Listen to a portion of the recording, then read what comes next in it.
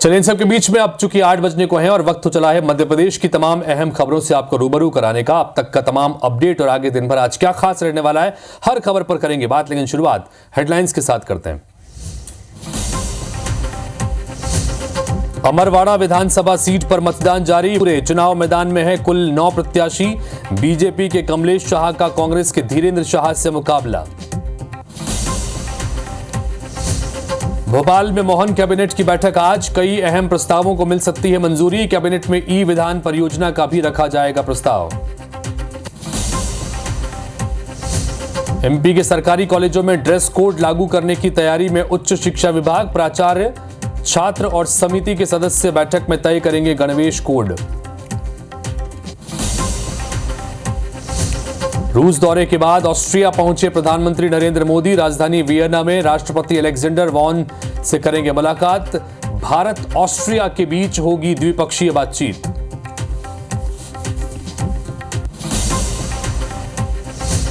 जम्मू कश्मीर के डोडा में एनकाउंटर, 2 से 3 आतंकियों के छिपे होने की आशंका। उधर कठुआ में आतंकी हमले के बाद से लगातार सेना का सर्च ऑपरेशन जारी।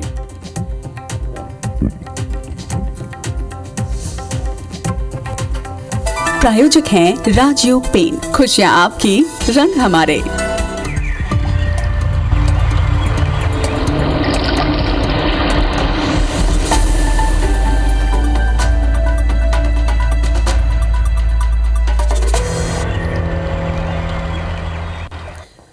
तो गुड मॉर्निंग मध्य प्रदेश में खबरों के सिलसिले की शुरुआत करते हैं। पहली खबर छिंदवाड़ा के अमरवाड़ा से, जहां पर विधानसभा के उपचुनाव के लिए आज मतदान लगातार जारी है। 1 घंटा मतदान शुरू हो चुका है। उपचुनाव के लिए वोटिंग हो रही है। अमरवाड़ा सीट पर वोटिंग के 1 घंटे पूरे हो चुके हैं। शाम 6 बजे तक यहां पर मतदान होगा। कुल 2,57,866 मतदाता हैं जो आज अपने मताधिकार का प्रयोग करेंगे। अमरवाड़ा में 332 मतदान केंद्र बनाए गए हैं। 1485 मतदान कर्मियों की ड्यूटी लगाई गई है। कांग्रेस से धीरेन्द्र शाह इनवादी को मैदान में उतारा गया है, तो इनके सामने बीजेपी से कमलेश शाह की चुनौती है। उपचुनाव में कुल 9 प्रत्याशी मैदान में हैं, जिनमें गोंडवाना गणतंत्र पार्टी के भी उम्मीदवार मैदान में हैं। 13 जुलाई को अब मतगणना होगी। लोकसभा चुनाव के दौरान कांग्रेस छोड़कर बीजेपी में शामिल हो गए थे विधायक कमलेश शाह, और इसी के चलते ये जब सीट खाली हुई तो यहां पर उपचुनाव का ऐलान किया गया। और अब तमाम चुनाव प्रचार के दौर से गुजरने के बाद आज मतदान की बारी आ गई। जनता आज एक बार फिर से अमरवाड़ा के विधायक का चुनाव करने जा रही है। और इस वक्त 2,57,866 मतदाता इस वक्त मतदान करने के लिए मतदान केंद्रों पर आज दिन भर लगेंगे। सुबह शाम 6 बजे तक वोटिंग होगी। अंकित रजक अमरवाड़ा से हमारे सहयोगी जुड़ गए, उनके पास चलते हैं। अंकित, जाना चाहेंगे आपसे, अमरवाड़ा सीट पर चूंकि लंबे समय से इंतजार किया जा रहा था, आज वोटिंग सुबह 7 बजे से शुरू हो चुकी है। अभी क्या कुछ नजारा है वोटिंग को लेकर, किस तरह का रुझान, और सबसे खास बात कि छिंदवाड़ा में लगातार पिछले 2-3 दिन से बारिश बहुत हो रही है, आज मौसम कैसा है, सब कुछ बताइए। जी बिल्कुल ही, अमरवाड़ा उपचुनाव में 9 प्रत्याशी चुनावी मैदान में है, जहां पर त्रिकोणीय मुकाबला देखने को मिल रहा है। मुख्य जो मुकाबला है वो बीजेपी और कांग्रेस के बीच में है, लेकिन तीसरा मोर्चा गोंडवाना भी यहाँ पर चुनावी मैदान में है। और इस बार जो मौसम को देखते हुए, जैसा कि आपने पूछा हुआ है, ये मौसम भी बना हुआ है, कहीं ना कहीं बादल छाए हुए हैं, लेकिन मतदान केंद्रों पर एक व्यवस्था की गई है, टेंट लगाए गए हैं मौसम को देखते हुए। और इस वक्त मैं मौजूद हूँ 324 बूथ क्रमांक में अमरवाड़ा में, जहाँ पर मेरे साथ बहुत सारे लोग मौजूद है यहाँ पर, और जिन्होंने वोट कर दिया है। अमरवाड़ा के कुछ लोग जुड़ेंगे और उनसे भी जानेंगे यहाँ पर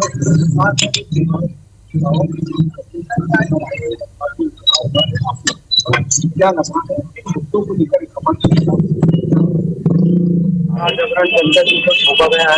ये चुनाव उनके लिए कांग्रेस का चुनाव नहीं है, धर्म और अधर्म का चुनाव है, सत्य और असत्य का चुनाव है, ये आस्था का चुनाव है। तो निश्चित रूप से यहाँ कांग्रेस प्रत्याशी धीरेन्द्र शाह जी, जो कि लाड़ा दरबार धोनी वाले आंचलकुंड धाम से जाने जाते हैं, वो निश्चित रूप से यहाँ से विजय प्राप्त करेंगे।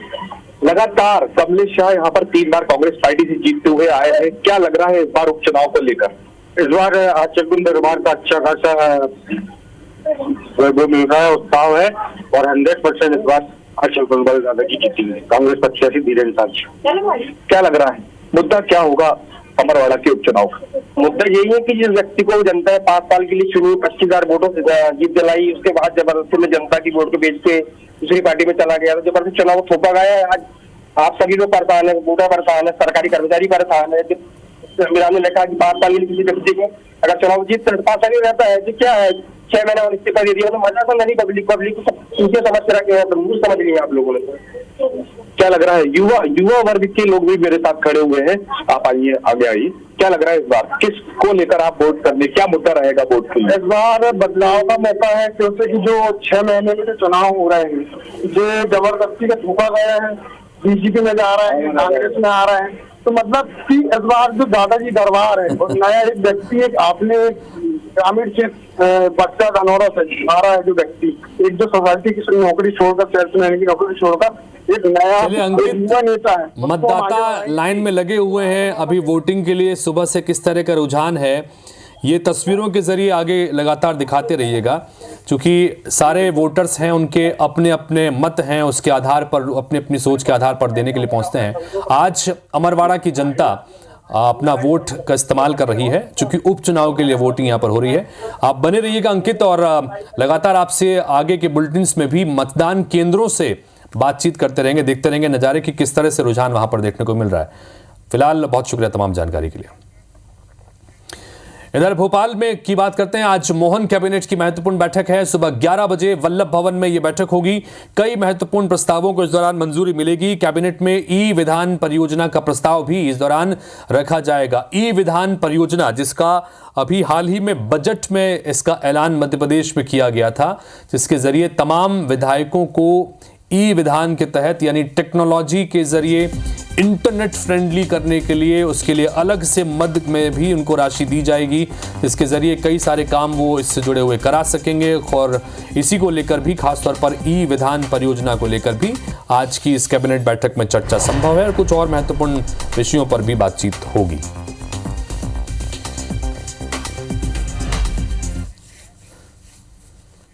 मोहन सरकार सिंहस्थ 2028 की तैयारियों में जुट गई है। सिंहस्थ 2028 को लेकर मोहन सरकार ने बड़ा फैसला लिया है।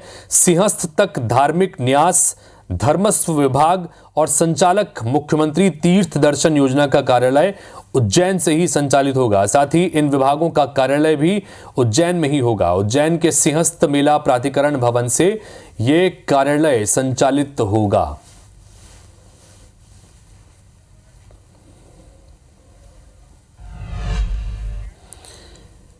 इधर मध्य प्रदेश के 3,88,000 कर्मचारियों को बड़ी सौगात मिली है। कर्मचारियों का आयुष्मान कार्ड बनाया जाएगा। आयुष्मान कार्ड से इलाज करा सकेंगे, और इनमें संविदा, आंगनवाड़ी कार्यकर्ता, पंचायत सचिव, आशा उषा कार्यकर्ता, ग्राम रोजगार सहायक, कोटवार जो हैं, तमाम ये आयुष्मान कार्ड इनके बनाए जाएंगे। आयुष्मान योजना का लाभ देने की घोषणा पर अमल करने की कवायद शुरू हो गई है।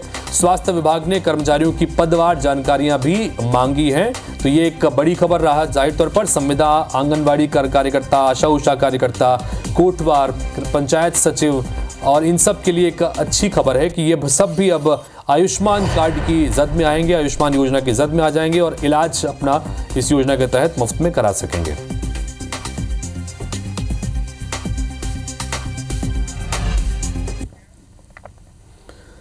इधर मध्य प्रदेश के सरकारी कॉलेजों में ड्रेस कोड लागू होगा। उच्च शिक्षा विभाग इसकी तैयारी कर रहा है।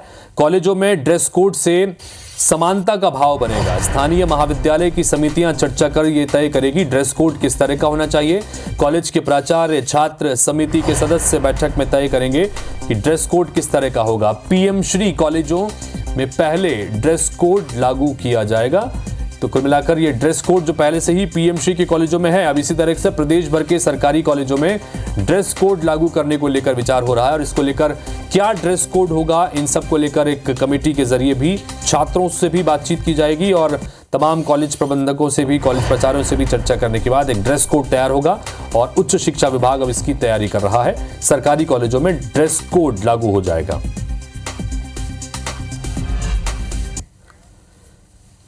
इधर लोकसभा स्पीकर ओम बिरला इंदौर के बीएसएफ फॉरेस्ट कैंप में आयोजित एक पेड़ मां के नाम कार्यक्रम में अभियान में शामिल हुए। इस दौरान उन्होंने अपनी मां की याद में बरगद का पेड़ लगाया। उनके साथ पूर्व स्पीकर सुमित्रा महाजन, नगरीय प्रशासन मंत्री कैलाश विजयवर्गीय, भाजपा प्रदेश प्रभारी महेंद्र सिंह, वन मंत्री नागर सिंह चौहान, सांसद शंकर लालवानी और महापौर पुष्यमित्र भार्गव ने भी मां के नाम एक एक पौधा लगाया।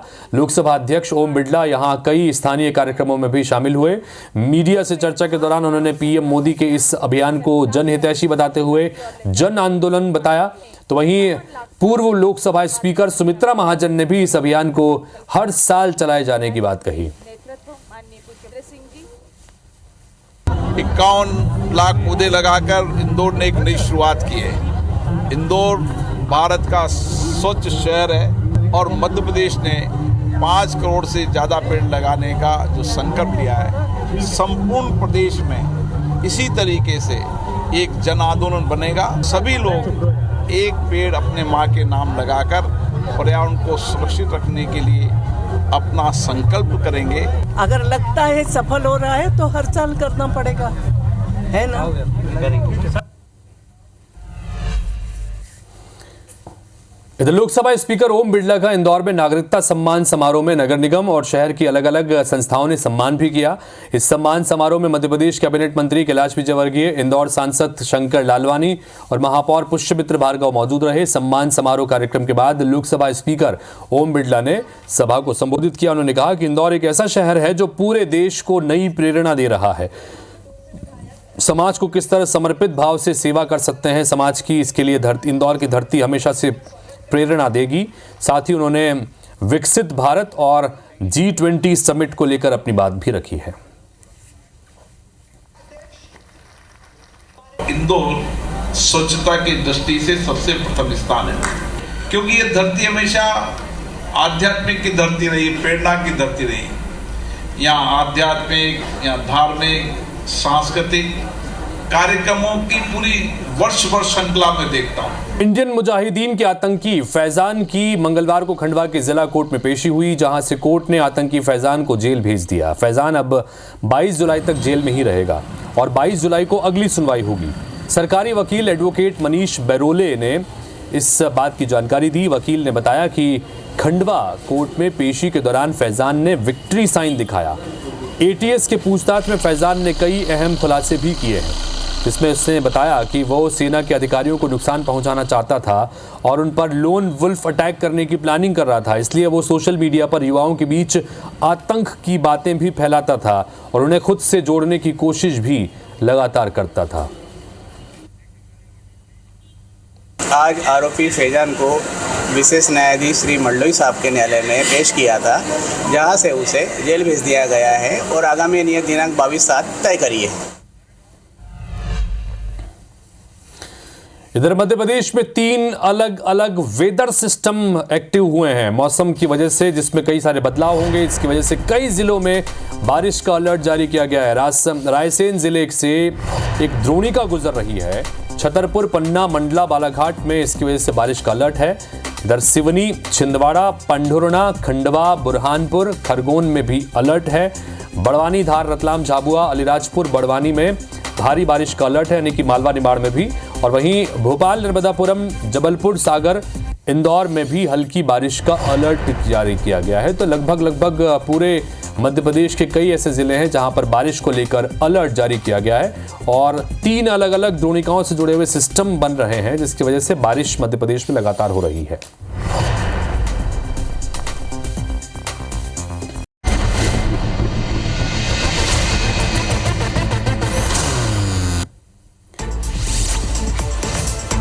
छत्तीसगढ़ में साय कैबिनेट की बैठक में अहम फैसले लिए गए हैं। छत्तीसगढ़ में नई शिक्षा नीति पूर्ण रूप से लागू की जाएगी।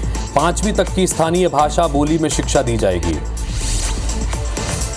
रायपुर में आज बीजेपी प्रदेश कार्य समिति की बैठक होगी। बैठक सुबह 9 बजे से शाम 5 बजे तक चलेगी। सीएम साय और केंद्रीय मंत्री मनोहर लाल खट्टर बैठक में शामिल होंगे। छत्तीसगढ़ कांग्रेस की मैराथन बैठक का दूसरा दिन आज पीसीसी चीफ दीपक बैज की अध्यक्षता में बैठक होगी।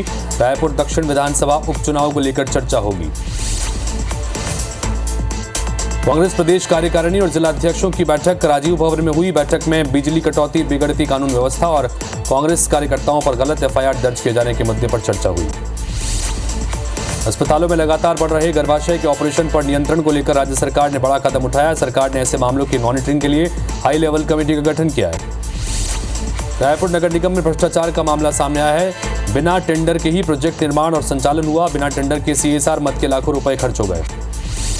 कांकेर के बेटिया थाना क्षेत्र के जंगलों में पुलिस और नक्सलियों की मुठभेड़ में 8 लाख की इनामी नक्सली रीता मरियाम मारी गई।